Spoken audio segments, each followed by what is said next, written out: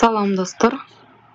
Урматтуу мекендештер, азыр сиздер менен абдан бир жакшы темада талкуу курууну баштап атабыз. 15 жылдан бери бүтүн Кыргызстан саясий партиясын Мадумаровду колдоп жүргөн агабыз менен биргеликте азыр түз эфир жасайлы деп сүйлөштүк. Себеп дегенде акыркы учурлары мага тиешелүү, деги эле Мадумаровго тиешелүү, деги эле менин Садыр Жапаровго карата сын пикирлерим тууралуу аябай эле бир хайп болуп атат десем кандай болот, же болбосо элдердин көңүл чордонунда болуп атабы, менин айткан сөздөрүм кээ бирөөлөргө катуу тийип атабы, айтор менин өзүм эле табакташ бир дасторкондун тегерегинде олтуруп жүргөн, жан дүйнөбүз бир деп жүргөн курбуларымдан бери мага коркутуп үркүтүп, сен Садыр Жапаров жөнүндө таптакыр сүйлөбө деген дагы бир кызыктуу учурлар, жагдайлар болуп атат десем жаңылышпайм.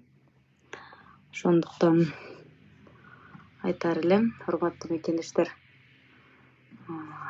азыр түз эфирди максималдуу түрдө бөлүшүп, лайк басып турсаңыздар, мен сиздерге абдан кызыктуу фактыларды айтып берүүнү туура көрүп турам. Себеп дегенде соңку учурлары болуп көрбөгөндөй каралоо жүрүп жатат.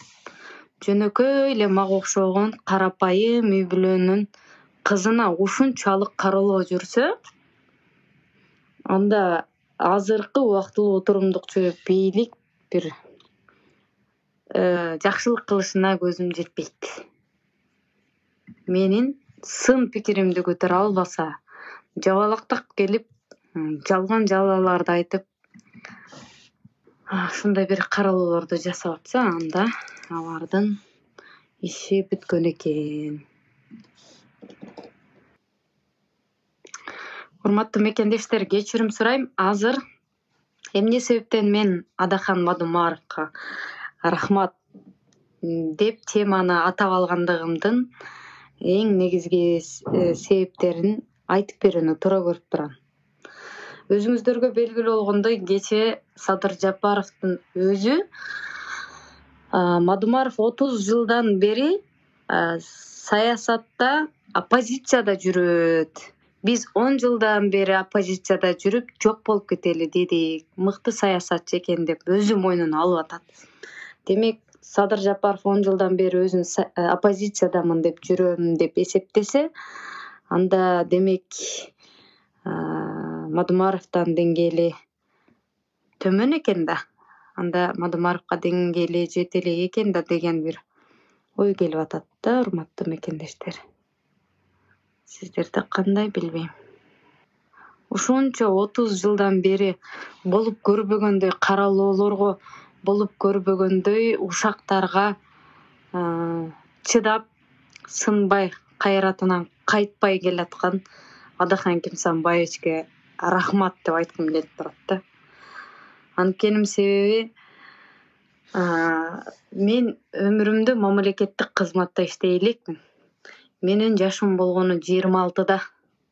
Мен эми саясатты таанып, ак менен караны ажыратып, жаштардын катарында активдүү жаран катарында өзүмдүн оюмду, пикиримди эркин билдирип келатамын.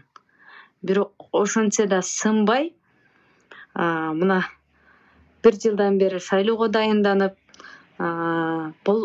болгондо да курч пикиримди айтканым үчүн 1 жылда мени 26 жаштагы карапайым үй бүлөнүн кызын жеп кое жаздашты.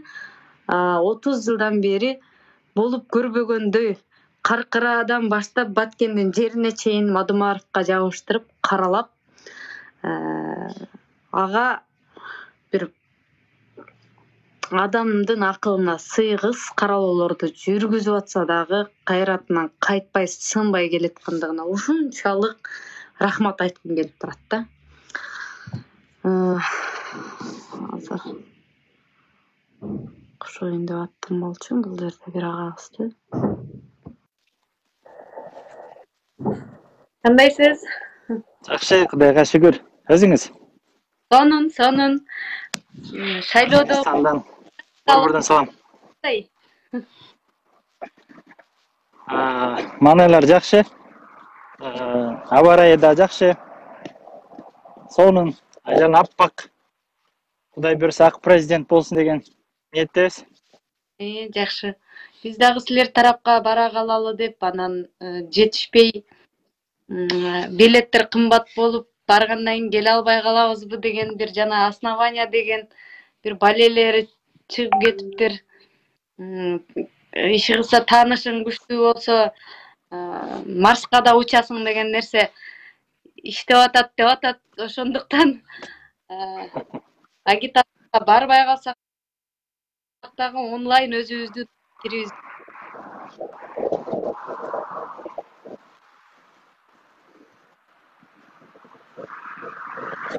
Кайталасаң? Менин сөздөрүм бир угулбай, акыркысы угулбай калды азыр. Мен түшүнүктүү. Жана эле мен сени кошоюн деп аракет кылдым эле, көрдүң, жакшы кошулбай калды. Жөө, билбейм эмне болду.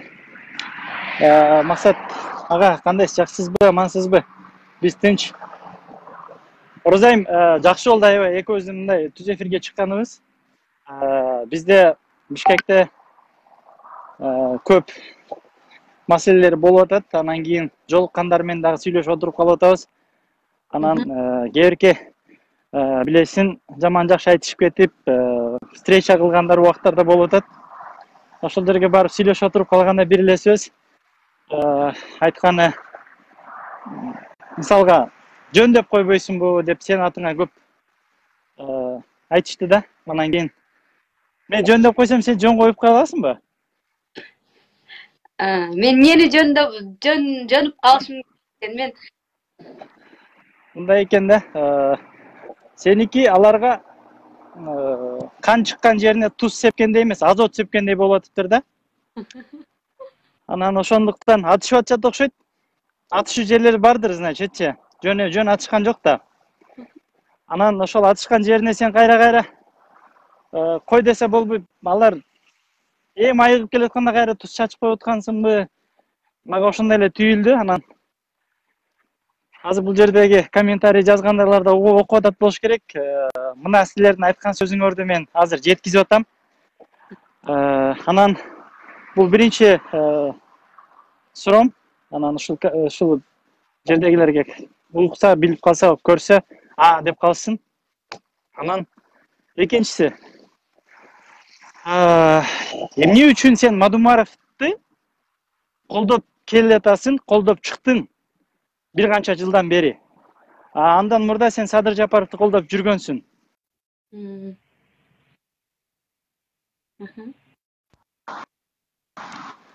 Мен үзүлүп калдым окшойт. Экөөнүн айырмасында эмне болду?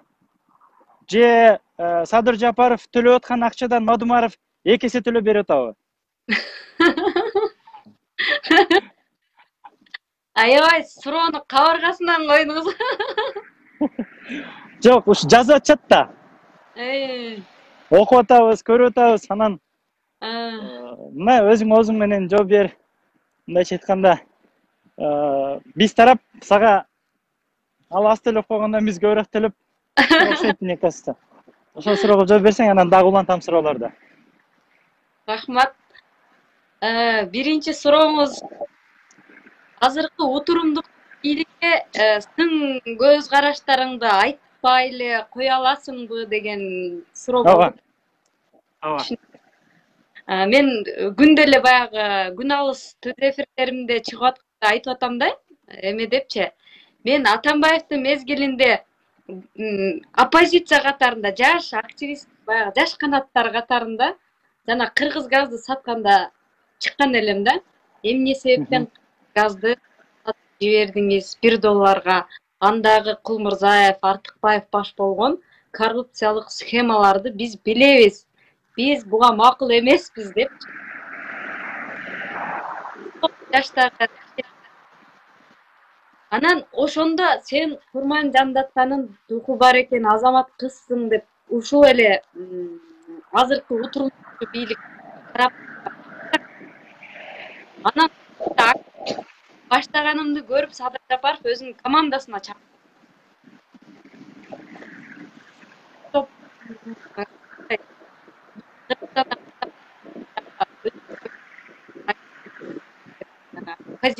Бербей келди. Анан ошентип жүрүп, Жээнбековдун саясатына макул эместигибизди айтып жүрүп.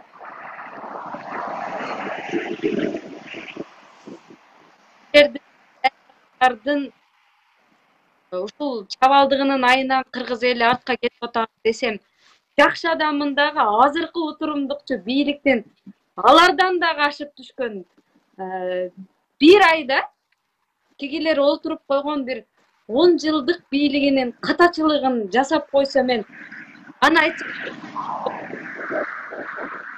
керек. Анда адилеттүүлүк кайда? Акыйкаттык кайда? Ал барбы?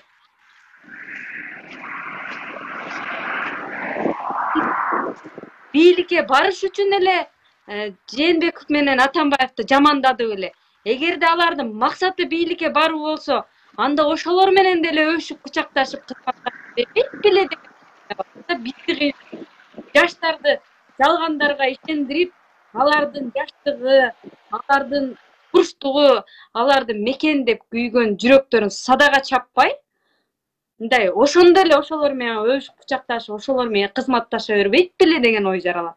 Азыр деле ошол эле система, азыр эле ошол көпөстөр, уурулар, ууру кескилер менен кучакташып өбүшүп калышты. Анан ошолордун туура эмес кылганын айтсак,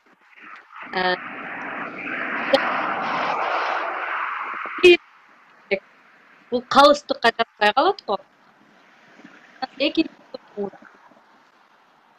Татаста сен Садыр Жапаровду колдоп жүргөнсүң. Мадымаров көбүрөөк акча төлөп койду. Бул чындыгында күлкүлүү маселе да. Өтө күлкүлүү. Себеп дегенде, Садыр Жапаровду колдоп жүргөндө маселеде мага Инстаграмда бир жигит мага бир скриншот жөнөтүптүр да. Мен Инстаграмды эми колдонуп баштаганыма түшүнбөй, фейк эмес Инстаграмда жакшы айырмалай албай атам да. Анан ошого окутсам жазыптыр. Бул менин жеке жашоомо тиешелүү болуп калыптыр да. Сен де өзүңдүн үй бүлөңдө тайекең мыйзамсыз камалбады беле, сенин тайекең дагы сенин апаң айынан ооруп жүрүп өлүп калбады беле. Сен болсом Садыр Жапаровду колдоп жүргөндө айлык акыңды алгансың, сенин чөнтөгүңдөн 1 сом акча кеткен эмес, сен эч кандай кыйналган эмессиң. Ты получила то, что захотела деп атат да. Ушундай бир таризде жазыптыр. Анан ким жазды экен деп эле таң калып олтурсам, Садыр Жапаровду биргеликте колдоп жүргөн, менин үйүмө келип бир табактан тамак жеп жүргөн, менин Раматылык апамдын колунан чай ичип жүргөн арсыз бир кыз жазыптыр да. Анан мен мына теманы Мадымаровго рахмат деп койгондугум себеби дагы ушундан.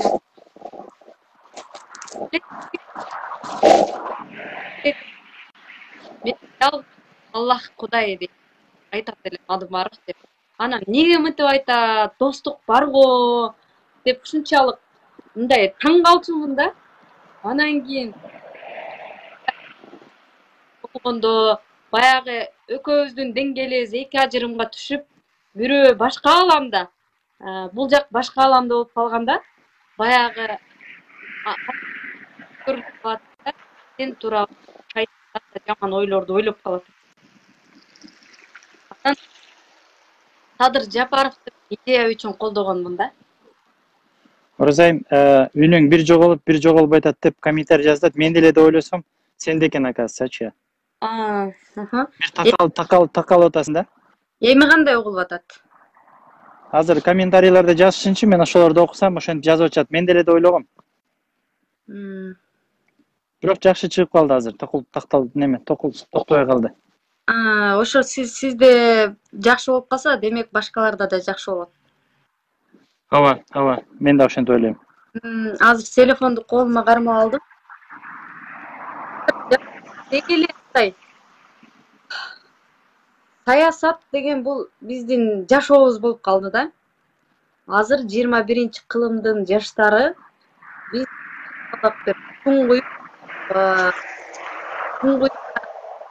мамлекетибизди сактап калабызбы же жоготуп алабызбы деп мамлекеттин келечеги биздин колубузда болуп калды. Ошондуктан аргасыз саясатка катышканга туура келет. Мамлекетте мыйзамсыз иштер болуп атканда аларга кайдыгер карап тура албайсың. Экенге болгон сүйүүсү бар адам кайдыгер карап тура албайт. Ошол эле Садыр Жапаровдун идеясы ага кошулуп, аны менен кызматташкан. Мадумаровдун дагы ошол эле идея менен колдоп келип кошулган. Садыр Жапаров өзүнүн идеясынан өзү тайып, Кумтөрдө алтын түгөндү деп чыкты. Ага мен күнөөлүү эмесмин да. Ал ошол мен колдоп аткан идеядан баш тартып атса, ага мен күнөөлүү эмесмин да. Мен жаш болсом да, мамлекеттик кызматта иштебесем да, жаш канат болсом дагы мен ошол идеяда турбаймынбы? Ошондо бул жерде ким туруктуураак болуп атат деген суроо жаралат да. Ошондуктан айтар элем, Мадумаровду акча үчүн колдоп атат дегендер жаңылышат. Себеп дегенде Мадумаров Жээнбеков эмес, Атамбаев эмес. Эгерде анын акчасы көп болсо, анда ал кайрымдуулукка жумшамак. Себеп дегенде акчасы жок болсо катталаган кайрымдуулук мен абдан сыймык.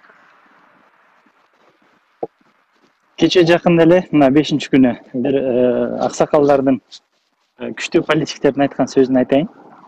Бир жерде отуруп сүйлөшүп калдык. Комитетте биз эсинде болсо 2017-жылы ушул боюнча сүйлөшкөнбүз экөөбүз. Жалгыз адам бир мамлекет менен мамлекеттик машина менен күрөшүп атат. Таразада экөөнүн ташы бирдей болуп турат. Керек болсо Мадумаровдун деңгээли дайым бир уровеньде туруп атат. Түшүнгөн элге бирок таш оору турат. Деп ушул күндө дагы менмин деген оппозициялар дагы кече Садыр Жапаров өзү тастады да бул сөздү. Жана айтып атпайсыңбы өзүңчү? 10 жыл оппозиция болом деп жерге кирип кете жаздадык депчи. Тажрыйба деген сөз ушул жерде жатат да. Өзү мойнуна алып атпайбы эме депчи? Тажрыйба деген мойнуна алды да булчу. Алды, ошону айтып атам да. Эме депчи? Негизи президенттик шайлоо баягы өзүнүн амбициясы бар, өзүнө ишенген, бар жок жарандар катышууга мыйзамда мындай мыйзам боюнча укугу бар да, катышсын. Бирок катышкан адам өзүнө өзү суроо бериш керек да. Мен башка талапкерлерден эмне менен артыкчылыгым бар депчи. Ооба. Аларга караганда мамлекетке кандай жакшылык жасай алам? Менин басып өткөн жолум кандай? Менин айлана чөйрөмдөгү адамдар кандай деген бир кандай десем, курч суроолорду өзүнө бериш керек да. Мага Мадумаровдун эң бир сыйга татыган сапаты эмне болду айтайынбы? Партиясына туугандарынан аялы турсун. Туугандары, бала чакасы, бир туугандары, кудасөөгө эч кимди кошпогону таң калтырды да. Даже айылдашым кошпогонуна мен таң калдым да. Бул жооп жанагы айылдаштарына жооп да. Керек болсо өздөрүнүн айылдаштары колдобойт экен го деген сөз. Алардын атайын жасатып, ошол айылынан дежурныйлар чыгып, кече деле Жээнбековдун колунда иштеп жүрдү го. Кошунасы. Ошондойлор ушундай пиар компаниялар жасап, пиарларды жасап, өзүнүн жери колдобойт, өзүнүн айылына эчтемке кылып койбогон деген сөзгө бул жооп да. ачык элечи. Ошону кечеги мен айтып атпаймынбы, азыркы утурумдукчу бийлик бет барбы, бет өзүңдүн аялыңды, пир туугандарыңды, куда сөөк, жакындарыңды, досторуңду бар жоон тыгып алдың го партияңа. Bir parçaga. Bir партияга. Эгер мен 65 мандат албасам, мен саясаттан такыр кетем деп сөз бербеди беле? Эмне болду? 65 мандат алмак турсун, пароктон өтпөй калды го. Да. Мен курс ой, тип койду. Кыйкырып атпайбыз. Жанакы КТРК боюнча сен журналисткасың го, ушул боюнча бир аз сүйлөбөйлүбү? Мен КТРКда просмотрларды көрдүң, Жана фейковый, мындайча айтканда, фейктер курить эткен нерсени менен карапайым элдин чыныгы жүзү ошол КТРКда көрүндү деп ойлойм да менчи. Себеп дегенде КТРКныкын алар курить эте албайт, фейктер. Фейктер жана блогерлер өздөрүнүн неме дайындалган блогерлер, аны сен жакшы билесиң. Биз экөөбүз аны көрүп эле жүрөбүз, арабызда эле жүрөт, биз менен сүйлөшүп алар. 2 жолу удали неме өчүрдү, Мадумаровдукун. 3-чү жолу кой бергенде да азыр Садыр Жапаровдон өтүп кетти да. Просмотрчу. Анан дизлайкты өчүрүп койду. Лайк, дизлайкты. Комментарийлерди Садыр Жапаровдон өчүрүп койгондон кийин КТРК кошоматчылык кылып Садыр Жапаровдун комментарийсин өчүрүп койду. Анан кийин эл экен да, дизлайкка өттү. Анан дизлайк көп болуп кетти эле, дизлайкты өчүрүп койду, мындайча айткандачы. Бул жерде бир чоң саясат жатат да, чындыгындачы. Ушунчалык мамлекет, бүт мамлекет машина бир гана Мадумаров менен күрөшүп атат. Мен ушуну 4-октябрга чейин Адан Кимсомаевич айтты эле го, билесиңби? Биз жалгыз күрөшөбүз, калганы баары бизге биз менен күрөшөт депчи. Ошол күндөн күнгө мындай кайра менди мындайча айтканда таң калтырып атат да. Ошол сөзү ушунчалык маанилүү болгон экен мен үчүнчү. Көрөгөчтүгү эми көп азыр мындай жанында жүргөн адамдар келип бир сүйлөшүп кеткен адамдар анык жүзүнү көрүп кол алып мен сиз менен иштешем дейт го. Адагы Кимсомаевич сиз чыныгы саясатчы экенсиз депчи. Мен ушул фейктерди жана башкаларды бир келип жүзүн көрүп кеткиле деп айтмакчымын да. Жана угроза кылгандарды, жана башкалардын бардыгын мени союп кетем, ой сенин жүргөн жериң көрөт экенбиз, билет экенбиз. Мени бек жашынбайын, келе бер түз эле деп адрести берип атабыз да, келип көрүп кеткилечи депчи. На көчөдө. Как мы работаем депчи. Бир таң калыштуу. Бир башкача мезгилде жашап атабыз. Айрыкча мына 4-октябрдан 10-октябрга чейин 10-январга чейин бир башкача Кыргызстан болуп калат да азырчы биз үчүнчү. Бул Кыргызстандагы мамиле. Кече күнү көрдүңбү бир балдар бизге 10 штук типография мындай жарнама жасатып келиптир, мындай ушундай чыгарсак болобу депчи. Эми бул болгон окуя айтып коюш керек. Анан макул дедим да, өзүңдү тааныган бир балага кел мынаны чаптап ал дедим да. Десем жок дейт. Эмнеге? Мен көчөдө бир жерге токтотуп кетсем, тигилердин жиндилери келип туруп мени айнеңди чалып кетет деп атпайбы? Анан бир чектен коркуп калдык. Коркуп атат кыргыздар. Экинчисинен мамлекетти кимдин колуна тапшырып атабыз деген суроону ар бир кыргыз өзүнө бериш керек да. Мен келечегимди кимге берип атам? Мамлекетти десем алар мамлекет мага бир тиын кылып бере беле же мага жардам бере беле деген сөз. Макул, мен өзүм келечегимди кимдин колуна тапшырып атам деген суроого ар бир кыргыз өзүнө жооп берсе деп ойлойм да. Но сиздин айтып атканыңыз боюнча, эгерде мен жеке жашоомдо бир адам менен урушуп калчу болсом, мен анда сиз айтмакчы тыйылып калмакмын да. Мен бир аялдар менен көчөдө урушууга чыккан жокмун. мен өз келечегим, өз тагдырым үчүн күрөшкөнү чыктым. Мен каалабайм.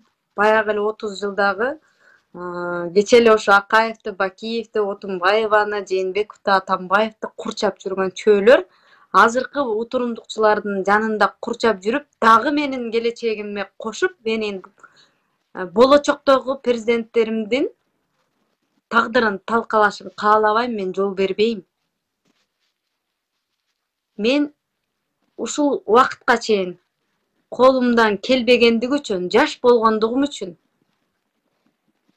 күрөшө албай келгенмин. Азыр мен акыл эсим толду да, айта ала турган күчүм бар. Адилетсиздикти колум менен токтото албасам да, тилим менен токтотууга эрким жетет. Айта алам адилетсиздикти, колум, мурдум же болбосо оозу бутум мунжу эмес. А мен ушунча адилетсиздикти көрүп туруп, кантип башымды жаздыкка коюп, кантип мен уктайм, кантип мен тынч жан дүйнөм жай алып, өз жашоомду, өз жыргалчылыгымды ойлоп жашай берем. Баягы ошол мени ушактап жалган жалаларды жапкан курбума жаздым да. Сенин таекең дейт, зекпи дейт. Менин таекем бир парчага өзүнүн аялын, бир тууганда.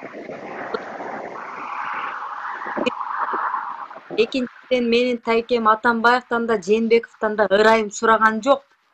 Менин таекем атасы, апасы мен кечирип кой, мен эркиндикке чыгышым керек деп жалдыраган жок. Менин таекем сынган жок. Ага козголгон кылмыш иштери бар жогу жокко чыкты. Ал адилеттүүлүктү далилдеп жеңип чыкты. Ага мен күбө болуп турдум го. Ооба. Анан ошону билбей туруп, каратып туруп калптарды жазган адамдарга Кудайга салдым демекчимин да. Бирок мен аларды кечирдим. Анткени кечиримдүү болсоң Кудай сени бизди кылган күнөөлөрүбүздү кечирсин. Бүгүн жанагы Адахан Кимсанбаевдин бир видеосун көрүп калдым да. Кезинде ага айтып жүргөн бир жигит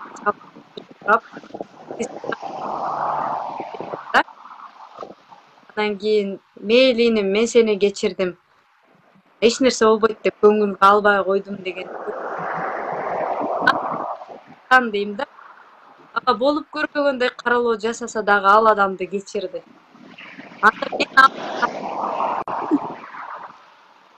Ошол сыңарындай мен Раматылык апам айтып калчу эле. Жан дүйнөсү жарды адамдарды кечирип кой депчи. Эртерээк уйгунушун каалайм, эртерээк көздөрү ачылышын каалайм. Жардам бергим келет чындыгындачы. Анан дагы бир кошоюн да. Адахан Кимсанбаевич билесизби, Текебаевдин туулган күнүндө бир сөз сүйлөгөн. Өмүрбек Ширкешевич өзү түрмөдө жатса, жүрөгү сыртта депчи. Кандай дейсиң, азыр ошонун Мадумаровдун сөзү дагы бир тастыкталып атабы ушул күндө? Азыр Садыр Жапаров сыртта болсо дагы жүрөгү. Ошол сөздү айткым келди. Мен мындайча айтканда ошол сөз ушул күнгө дал келип атат да. Ооба. Эми азыр ойлойт, колдогондор өздөрүнчө чыгып алып эле Мадумаровду мактап атат деп. Жок, эми бул айтылган сөз да. Ар бир айтылган сөзгө өзүнүн убактысы келип атат, өзүнүн моменти келип атат. Анан ар бир болгон ишке баа берилиш керек деген сөз да. Ооба. Мен азыр муну түз эфирде чыгып аткан мекендештерге кайрылуу жасап кетейин.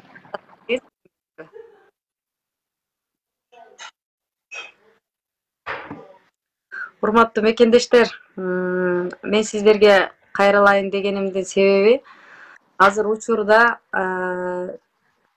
Москвадагы элчиликте консулдук бөлүмдө тагыраагы консулдук каттоо жана шайлоого катышуу үчүн арыздарды кабыл алуу жүрүп. дем алыш күндөрү эртең саат 9-дан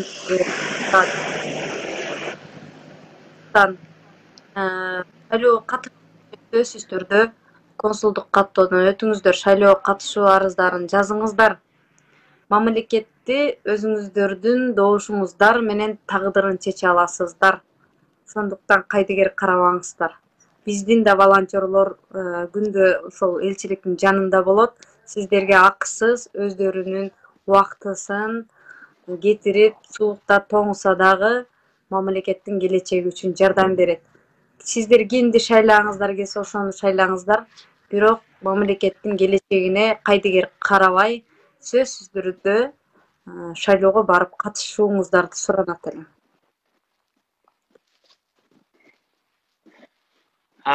Сенин сөзүң эки эха болуп кайра кайталанып атат. Анан азыр Сиздин интернетиңиз катып калды да? İştebey kaldı. Азыр иштеп атабы? Азыр иштеп калды. Болду. Анда жакшы. Угулбай калды окшойт да менин сөзүм сизге. Менин бир суроо бергим келип турат да сизге. Сиз бала чагыңыздан бери Мадумаровду колдойт экенсиз. Анан мен 2017-жылы мен мыйзамсыздыктарга макул эмесмин деген кыймылга кошулуп, анан жаңы таанышып калганыбызда билдим болчу да, ошондо айткан элеңиз.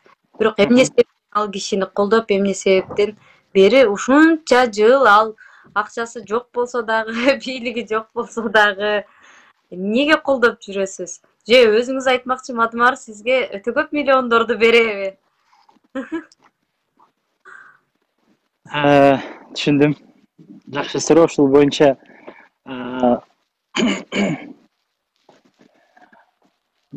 мен Адахын Кимсанбаевичти колдоп келгенге чейин мен ата-энем колдоп келген.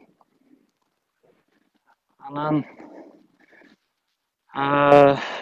атам болсо айылда комиссия болуп иштечү. Апам болсо Мадумаровдун мен сөзүм өзүм угулуп атат да. Сага кандай жакшылап угулуп атабы? Жакшылап угулуп атат. Жарайт. Ушундай болуп иштеп жүргөндө ал убакта мен 5-6 класс болчумун. 6 классымда мен ошол Куршапта окуганымда Мадумаров Адахын Кимсанбаевич келип, мектепке келип, бизге чогулуш өтүп, ар бирибизме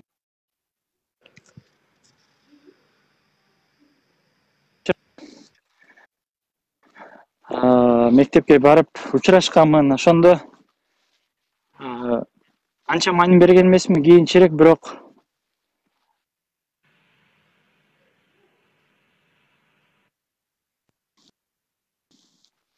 мен интернетин бир аз жакшы жерден таппай атам да.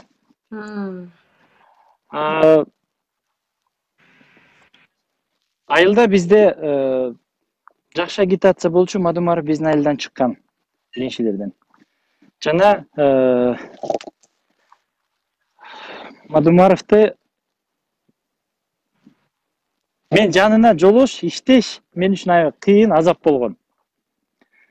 Адахын Кимсанбаевичтин колунан учурашып, жанына жолуш үчүн мен 3 жыл ага көрүнбөй иш кылып жүрдүм. Акыл Казак иш деген досу бар болчу. Ошол менен иштеп жүрөөрдүм. Анан айылда эсимде, үйдө бизде эсимдеби, мына азыр Мадумаровда даже архив жок болчу да. Архив жок болгондуктан мен эстеп, апам илгери ошол айылда кассеталар тартылган экен, кассеталарга запись болуп, архивтерине айылдарга ар бир айылга бирден кассета тараткан экен. Ошондо кассеталардын мен газета короп сактап койгон экем, өзүм ошол 6 классымда. Анан аны биз сүрөттөрдү, илгери билесизби, сүрөттөрдү биз чогултуп койчубуз го. Анан альбомный фотография деп коет, ошолорду ачып көрүп атып, ошол сандыкты таап алдым да, анан ичинде кассетаны алып карасам Адахын Кимсанбаевич Мадумаров, анан үгүт иштери бирдемке деп жазылып туруптур. Анан кийин эстедим дагы ошол 3 жыл иштеп жүрөм бирокчу. Бирок аны мен кийин көрүп атам. Анан айттым дагы, ушул кассетада бирдемке бар болсо, керектүү материал бар болсо керек деп шайлоодон кийин алып келип атпаймынбы? Анан Адан Кимсенбаевич мына кассета менде үйдө жаткан экен, сизге алып келип тапшырып атам деп сыртында өзү жазган экен, сыртына. Ошол кассетаны көрүп кече шайлоодо каякта элең деп атпайбы? Эмне үчүн мурда алып келбей аттым депчи. Ошол жанагы сессияда сүйлөгөн сөздөрдүн баары кассета ошол мени алып барган кассетадан чыккан видеодор да. Анан мен үчүн паспорт болду да. Адан Кимсенбаевич учурашканга, жолугушканга жана башкага чоң, өтө чоң паспорт болду. Ошол кассетаны алып келип, тапшырып, кандай десем, Мадумаров мени эмне үчүн шайлап жүрөм? Мадумаров үчүн эмне үчүн чуркап жүрөм? Адахан Кимсенбаевичти биз колдонушубуз керек деген позициядамын менчи. Адахан Кимсенбаевичке биз муктажбыз. Адахан Кимсенбаевичтин деңгээлиндей ошондой тажрыйбалуу адам бүгүнкү күндө тажрыйбалысын ушунча топтоп келиш үчүн канча бир жылдар өтөт, биз Кыргызстан кайсыл жылга барып калабыз? Ооба. Сен, мен экөөбүз амбициябыз болсо, элдер айтат да силер эми предложение болуп атпайбы, сага да мага дачы. Досторубуз жана башкаларыбыз аракет кылып, бияка отургузабыз, аяка отургузабыз дешти. Ошондой эле биз деле өзүбүздүн жеке амбициябыз менен отуруп алсак болот. Бирок кеп анда эмес да. Экөөбүз кетип калсак, анда кетип калгандарды көрүп атпайбызбы? Бирок биз бир принципти кармап, ушул Адан Кимсенбаевичтин жанында турганыбыз, менин жеке позициям Адан Кимсенбаевичти колдонуп, Адан Кимсенбаевичти татыктуу президент кылып, президенттик такка жеткизип, же болбосо Кыргызстанга пайдасы тие турган эң чоң инсандардын бири ушул. Бир эки инсан болсо экөөнүн бирөө. Аны Текебаев өзү деле айтпады беле? Мындайча айтканда, колдонушубуз керек. Убакыт келди. Кээбиркилер айтып атпайбы? Возрасты мындай кечирип койсун. Мадумаров 55 жашта деген, 55 жашта десең, көбү таң калат экен, 65 го депчи. Урматтуу көрүүчүлөр, Адан Кимсенбаевич 55 жашта. Жаш саясатчылардын биринде кирет, кээки башка мамлекеттерге тиешелүү карагандачы.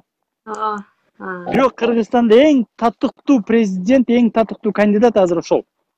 Ошондуктан мен Адан Кимсенбаевичти бир жерге отургузуп, же болбосо чуркап жүргөнүм, ошонун күчү менен мен бир жерге отуруп калайын деген мааниде эмес. Мен ошондой оюм жок. Менин жеке амбициям ал жакта эмес, мен жеке амбициям Адан Кимсенбаевичти колдонуп калыш. Жана аны кишиден сабак алыш. Көрүп атасың, кандай жолдорду көрсөтүп атат, кандай жолдордо жүрүп атабыз, билет анын бардыгы. Элдер да көрүп атат. Жанагы күнү сөзүңүзгө аралжы. Мен дагы ошол 2017-жылы мен мыйзамсыздыктарга макул эмесмин деп кыймыл түптөгөндө менин дагы ошол Адан Кимсенбаевич 3 жолку жогорку кеңештин депутаты болгондо чуркап аны шайлап эсимде. Анан апамдан сурап калдым да, Мадумаровдун эмне кылган иши бар депчи. Мен кече эле төрөлүп алып, анын эмне кылган иши бар деп сурап атам да, болбосо депутат болгондо төрөлгөнмүн да. Мугалим да.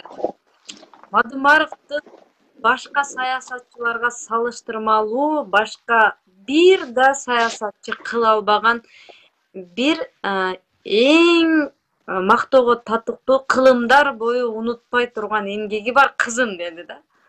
Анан кийин мен Садыр Жапаровду колдонуп, эмнеге мурдараак айткан жоксуз дедим да. Анда экөөнү бириктирүү бир сунушун киргизбек экенмин, мен тааныбайм да бул кишини десем, сен мектепте окуп эле, мектепти бүткөндө Москвага барып ошол жака окуп калганың үчүн билбей калдың саясатты.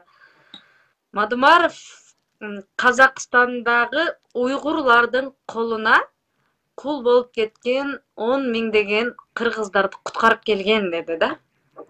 Алардын арасында сенин атаңдын карындаштары да бар деди. Дегенде мен ушунчалык таң калдым.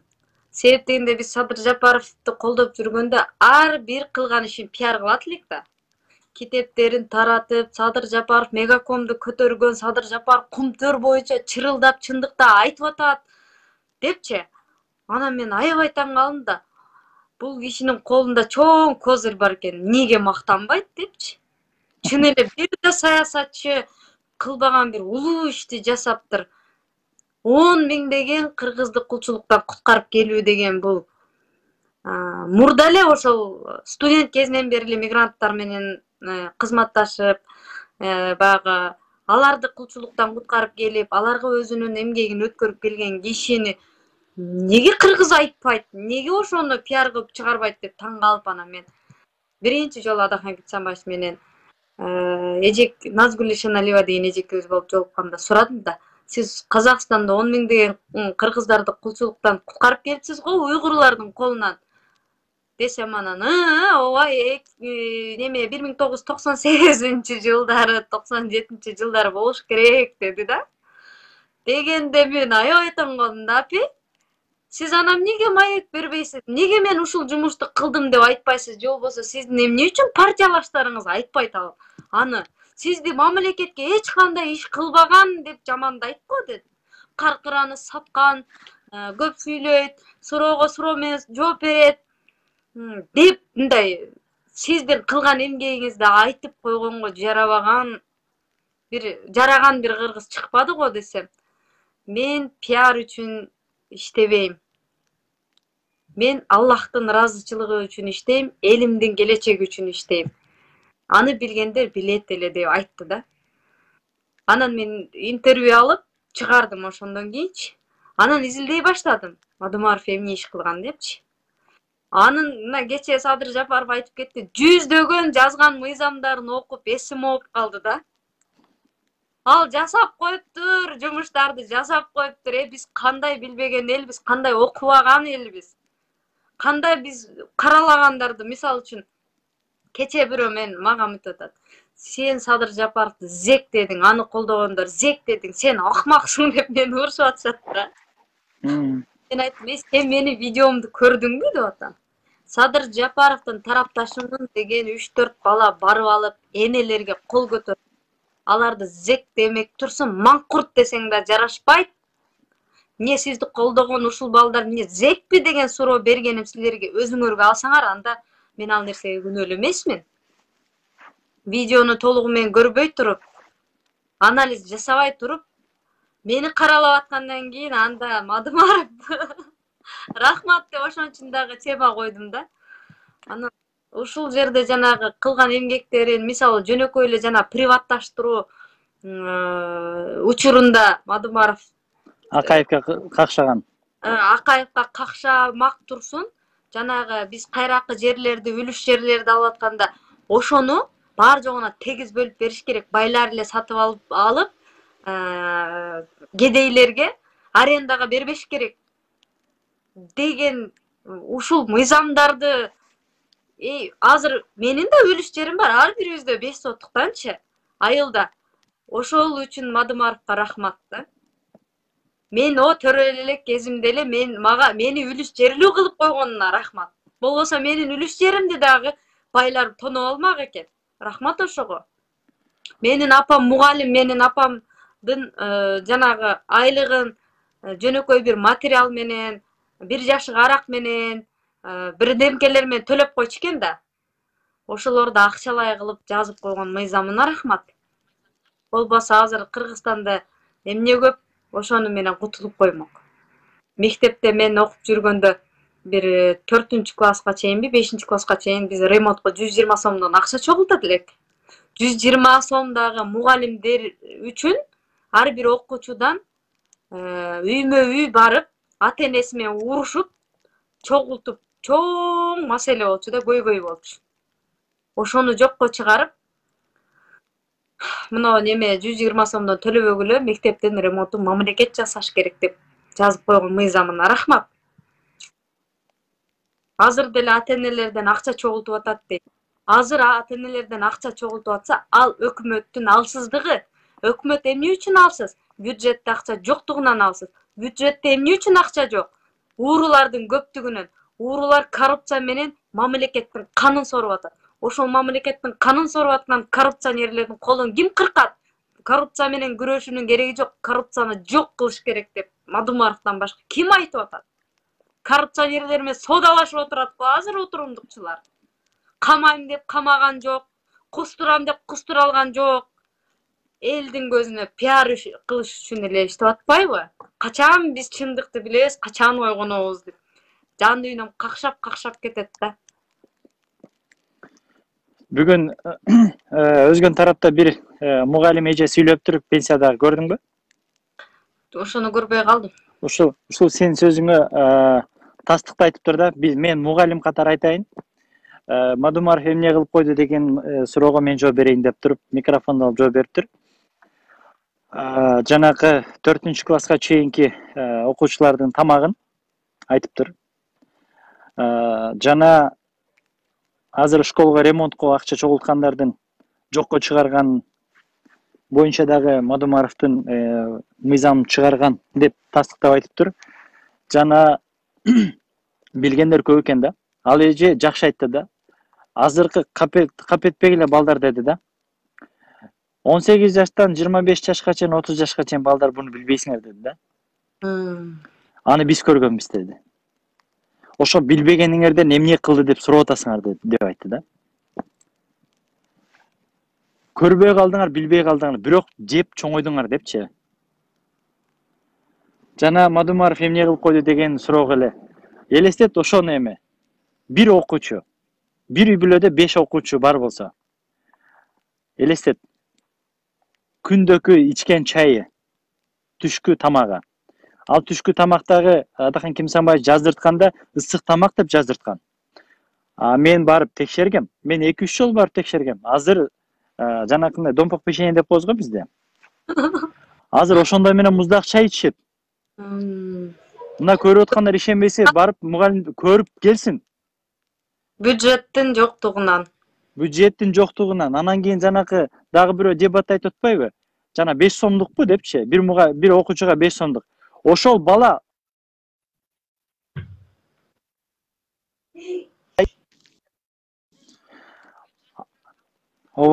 айылда 5 сомго убагында билесиң да кандай тамак жеп, кандай жүргөнбүз. Бир күнгө бир мугалим, бир окуучу болсо. Анан ошолордун баарын топтоп келсечи. Кыргыз элине чачылса билесиң кандай, кана ар бир үйгө канчалык чоң салым кылып койду. Менин дагы таң алдырган баягы жазган мыйзамычы. Кыргызстанда жогорку билимге ээ болгон адис Орусияда ошол диплому менен кызматка орношо алат экендиги. Элестетиңиз, ошол келишимди Мадумаров түзүп койгонуна ошону көпчүлүгү билбейт экен. Мына өзүмдүн эле курбум мына Назира Алибекова деген. Мына Орусиядагы түзүлгөн түрк компаниясында иштейт. Өзүнүн жогорку билимдүү баягы дипломун берип, менеджер по персоналу иштейт да, адис катарында. Ошо Мадумаровго рахмат дейт. Менин дипломумду дейт. Адис катарында кабыл алып, мени иштетип атат дейт, Орусия. Элестетиңиз? Өзүнүн билимине ишенген, өзүнүн тажрыйбасына ишенген адистер Орусияда диплому менен иштей алат. Бул дегенди анын көп жазган мыйзамдарын билбейт, анан аны эмне жумуш кылып койду деп жамандайт. Дагы мени эң бир кубандырганы түрк тилдүү мамлекеттер менен биргеликте көчмөндөр оюнун демилгелеп алгачкы жолу Кыргызстанда өткөрүп, автору катарында кыргыз мамлекетин көрсөтүп койгондугу мени ушунчалык кубандырат. Аны болсо мен автормун, бул автор деген дагы аябай чыр-чатактар чыкпады беле? Ал көчмөндөр оюнунун автору кыргыз. Ал кыргыз журту. Ал о бир адамга таандык эмес, мисалычы. Же жана улак оюнун, көкбөрү оюнун мен демилгелеп чыгып койдум дегенге эле барабар болуп атат да. Ошондуктан мындай Мисалы үчүн мен бул жерде жанагы Мадумаровго фанат болуп, же анын партиясына кошулуп, же анын тарапташы катарында эмес, маалыматы жокторго маалымат жеткирип коюу максатында Мадумаровго рахмат деген баягы сиз менен маекти баштадым да. Мынандай карасам жанагы кээ бирөөлөрдүн тарапташтары ой бул деген азыр айтсам дагы эртең сүйлөп чыгышат да. Сен аны эмнеге колдойсуң десем, мунусун жоготуп койгон үчүн, анан мынтип койгон үчүн, анан кийин ушинтип чыркырап сүйлөгөн үчүн дейт да. Мен да ошентип колдоп жүргөм, ооба туура маселелерди көтөргөн. Бирок ошол позициядан өзү кайтып кетти го. Эми көрөбүз. Ооба. Фейктер эмес эми бирөөсүнүн жүзүн койгузганга туура келди, анан жүзүн коюп, анан сүйлөшкөнгө туура келди да. Биз түз эфирге чыгып сүйлөшөлү десек болбой. Өтө күчтүү активист бала экен ал дагы. Дебат кылабыз дештик, макул деп эртеси күнкү уюштурсак болбой калды, чыкпай калды. Ошол баланын айтканы мындай болду да. Садыр Жапаровду канчадан бери колдоп жүрөсүң дедим да. Десем 4-октябрдан бери деп айтты. Орозайым качан убактан бери колдоп жүргөн Садыр Жапаровду билесиңби? Ошол убакта сен эмне үчүн колдоп жүрбөдүң эле? Эмне үчүн конфетке келгенде сен атырылып атасың дагы, кечеки баткакта батып турган Садыр Жапаровду эмне үчүн колдогон эмессиң десем, не может быть. Орозайым ошентиптирби? Анан айттым менчи, YouTube'дан мен сага ссылкасын жөнөтөм азыр, токтоп тургун десем, телефонду өчтү. Анан телефон өчүрүп салды ошол боюнча. Ошол азыр если ушул жерде көрүп атса, кыргыз патриот бирдемке деп жазып алган өзүнчөчү. Анан ошол сага мына жооп катары айтайын. Орозайымдын историясын карасаңар, YouTube каналында же болбосо бүт бардык жерде ошол жерде чыккан. Бул өзүң да бөлүшкөнсүң жана митингинде микрофон менен сүйлөп атканыңды жакшы убактысың. Достор, мындайча айтканда, биз азбыз. Биз өтө азбыз. Эмнеге азбыз? Эмне үчүн Садыр Жапаровдун жана бир канал жакшы чыгарыптыр. Фейктер, у кого фейков много депчи. Фейктерди акчага алып иштетет, билесиң аны. Бүт бардыгы ошолордун материал таратып, жана башкаларды кылдыртып, Кыргызстанга ызы чуу кылып чыгарткан бул фейк каналдар жана башкалар, алар убактылуу иштейт. Жана мамлекеттер иштейт. Көрдүңбү, өздөрү интервью берип турго. Бизди кимге иште десе иштей беребиз деп караңгы ченде сүйлөптүр. Ошолордун бардыгы биз да ар кандай аккаунттарды ачып иштетебиз, мамлекеттик машина деп ошону айтат деп айтты. Ошон үчүн биз азбыз, бирок чындыкты айтып келгенбиз, айтып келебиз көрүүчүлөргө. Кандай суроолор болсо ошол жакта комментарийлер жана башка калтырсаңар, бир күн болсо комментарийлерге да жооп катары биз жооп берип чыгабыз. Азыр окуп жетишпей калды көпчүлүгүнө. Топтоп бир чыгарып жооп берип коюшубуз керек. Анан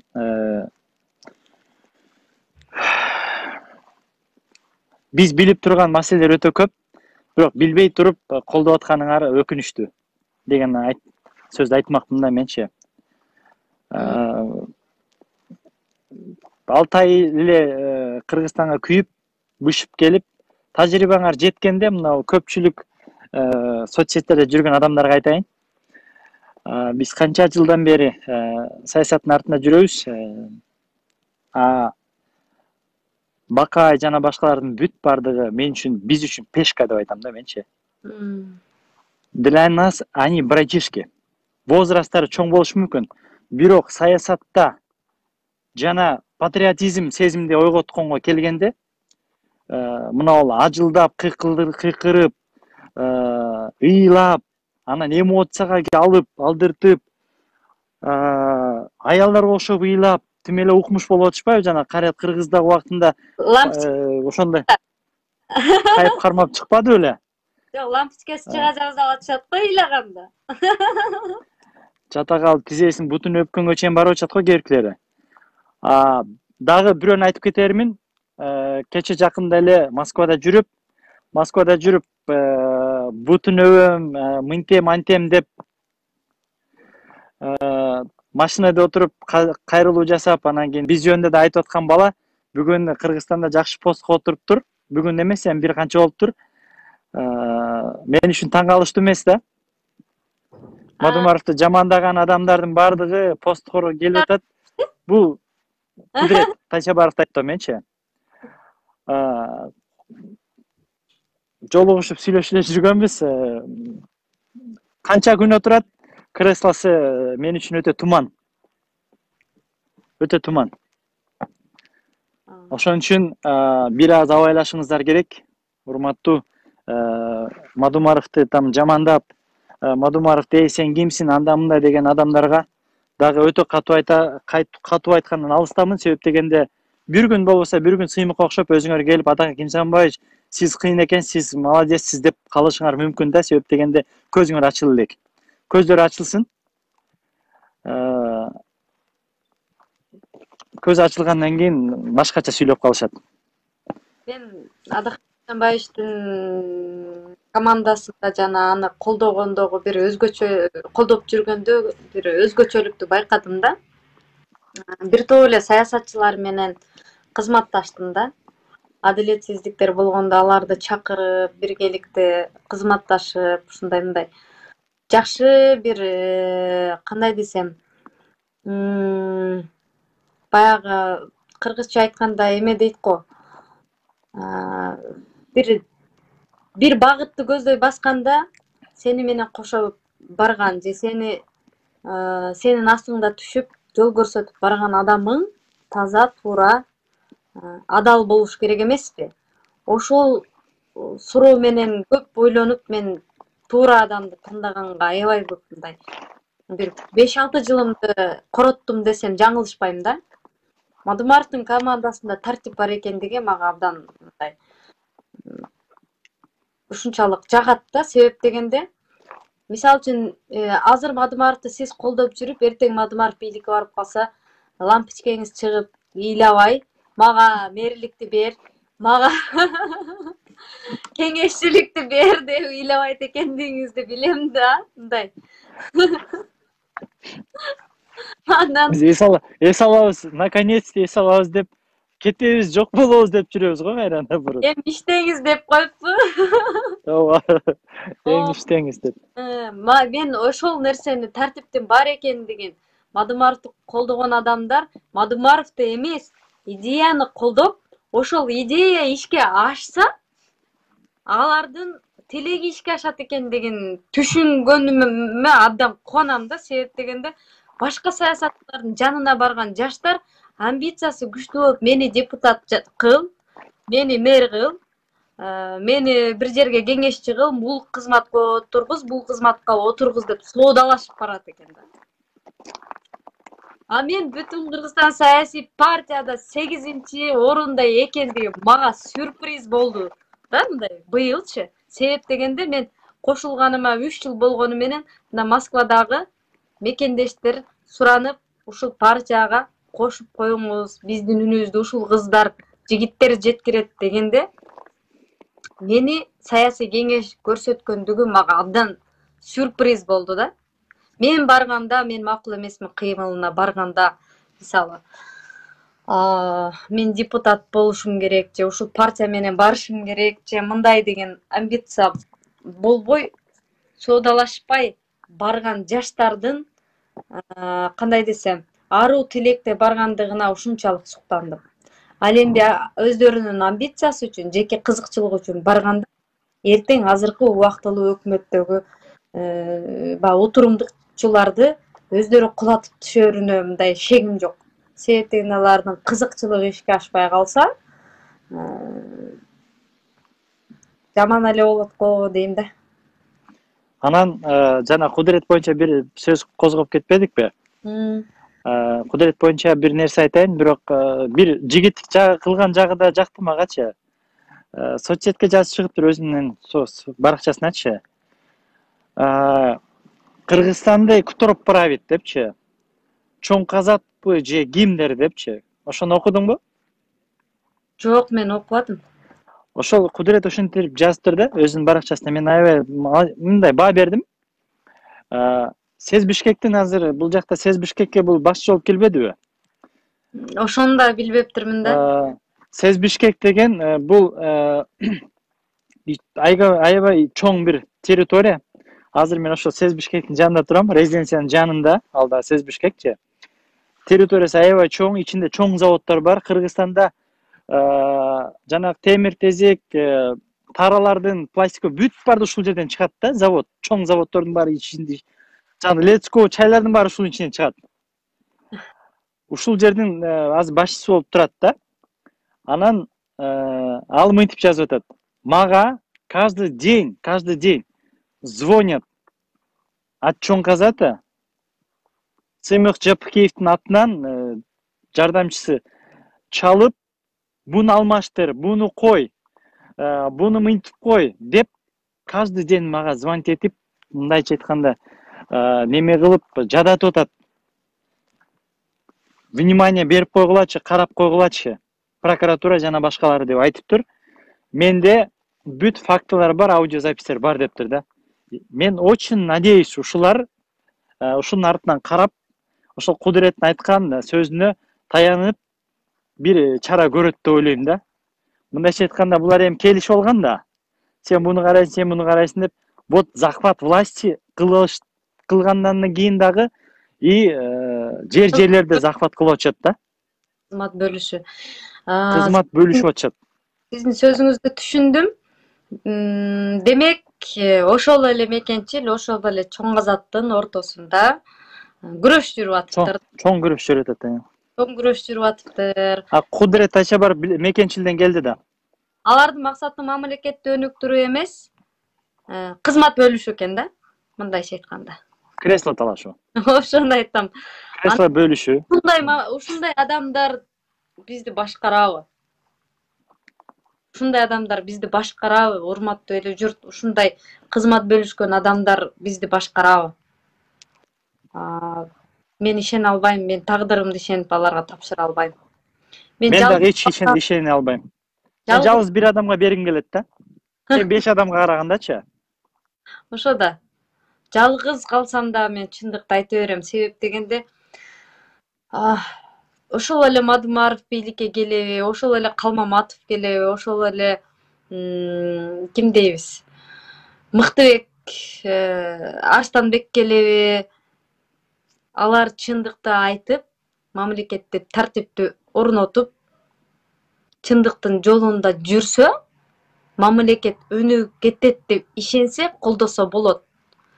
Ким келет? Мадумаров келеби? Биз ал кишилерден кызмат сураш үчүн алардын идеясын колдоп жаткан жайыбыз жок. Мисалы үчүн Мадумаров эртең бийликке келсе, сиз айтмакчы, мен эс алам деп атам да. Жеке жашоомо көңүл буруп, мамлекетти ишенимдүү колго тапшырып берип койдук. Мындай саякаттай элечи дүйнө кезип деген бир позицияда кыжаалат болгондуктан колдоп атпайбызбы? Мага прокуратураны берип койгулачы, мага Финполду берип койгулачы деп кыйкырып аткан жайыбыз жок, урматтуу мекендештер. Биз татыктуу адистер барсын деп талап кылып атабыз. Мен бирок бир нерсеге мындай кечээ күнү дагы ыраазычылык билдирип кеттим. Азбы көппү Сыймык Жапыкеев элди ойготуп коюптур. Мына азыр ошол Чоң Казат дейбизби, Чоң Казаттын деле көпчүлүк тиешеси жок болушу мүмкүн. Ошо Сыймык Жапыкеевдин ойготуп койгон элин, анын эмгегин мекенчил пайдаланып кетти деп айтаар элем да. Рахмат. Ошол эми мен ойлойм өзү көтөрүп аткан маселелерди аягына чейин чыгарат. Көрө жатарбыз. Популисттик пиар үчүн эмес, чыныгы эл үчүн иштейт деген чоң үмүт бар. Бирок антип кресло талашып, кызмат талашсаңар, анда узакка барбайсыңар деп эскертип койгум келди болчу. Мен оюмча абдан кеч болуп кетти болуш керек. Кыргызстанда сиз дагы үйүңүзгө жакшы жетип алыңыз. Сонун маек болду. Бир күн алыс ушундай бир талкууларды жасап турсак жакшы болот экен деп. Мен сага 3 суроо бердим, кийинки суроону да даярдап коем. Акыркы сурооңуз барбы эмне? дагы суроолор бар болчу, аларды мен башка кийинки көрүүдө беребиз. Анда эртең саат 6-га чыгалы, Буюрса ошондой бир жазып алдын жазып коелу. Анан кийин дагы суроолор бар. Ооба. Макул, ийгиликтер болсун, өгүт ишиңерге ийгилик. Кудай колдосун. Саламатта болуңуз. Макул, ийгилик. Достор, Салам баарына. бизден тажабай көргөнүңөргө рахмат. Канча сааттан бери көйлөтасыздар, рахмат. Сак саламатта болуңуздар. Ийгилик.